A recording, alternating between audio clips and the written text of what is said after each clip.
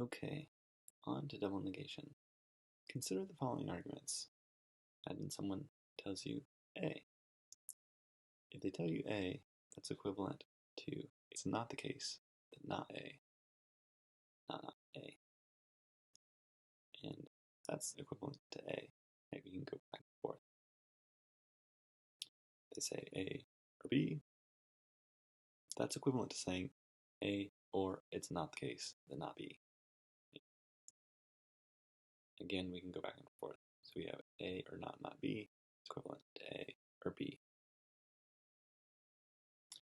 Here's the rule. We can go back and forth from P, any statement, simple or complex, to not P. So say we have a proof like this. A, on line 2, on line 1 we have tilde A or B. Now, in order to use disjunctive syllogism, we have to have the negation of the antecedent. So we need to use double negation to get not A, line 2, and then we can do disjunctive syllogism to get B. And then from there we say, well, how did I get C over here? Well, I had to add it on. So just added C like that. Here's another one. We have parentheses tilde A or tilde B, or parentheses C and D. And here in line 2, I have A and B.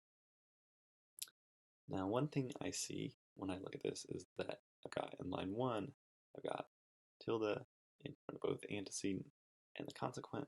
I've got an or, so I know I can do De Morgan's to change that to the tilde parentheses A and B. So I've done that. The De Morgan's we can do inside the line. We don't have to do it on the whole entire statement. So I've just done that there. Or C and D, that's De Morgan's. And then once I see that I have this, it's a little bit easier to see like, oh, if I put parentheses around this, right, and I put double negation in front of the whole thing, then I've got negation of this first disjunct. So that's what I'm going to do. Line 2, double negation on the whole thing, parentheses A and B.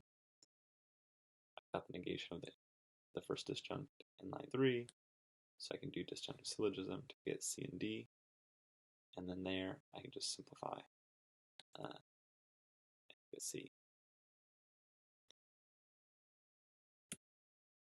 One thing we can't do, right, we can't use double negation to just add in two tildes wherever we want. They've got to both go in the same place, so either tilde A and B, or A and tilde B. Or, again, right, like we just did, tilde parentheses A and B. Do any of those things.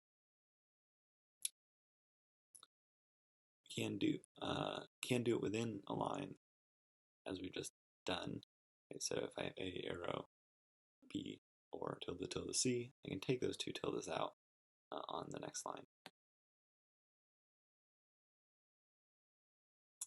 Last rule here, tautology. If somebody says A and A, that's equivalent to them saying A. So the truth value of this statement is going to be equivalent to the truth value of this one. So if we know A, we know A and A. If we know A and A, we know A. Same is true for or. If we know that A or A, at least one of those has got to be true, well then, we know that A is true. Right? And if we know A is true, we know A or A.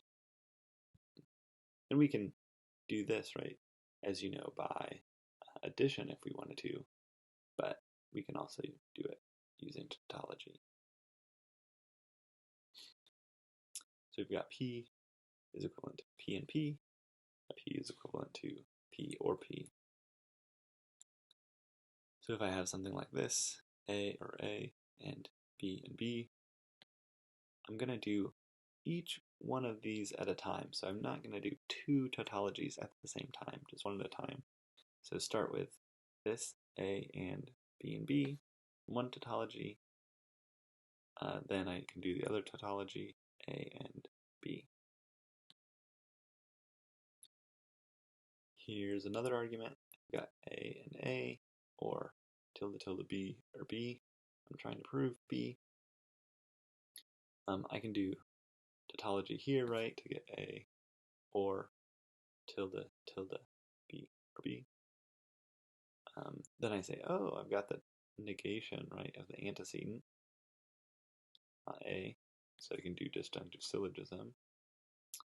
But I guess I didn't do that here, right? The first thing I did was double negation. So I took the double negation out there, made this B or B. Let's see what I did next. I did tautology to get A or B, and then I did the disjunctive syllogism to get B from lines 2 and 5. With tautology, you can't do the arrow, right? A is not equivalent to A, arrow A. And A is not equivalent to A, double-headed arrow A. So you can't do either of those. You can do this, right? You can do it within a line, as we've just seen.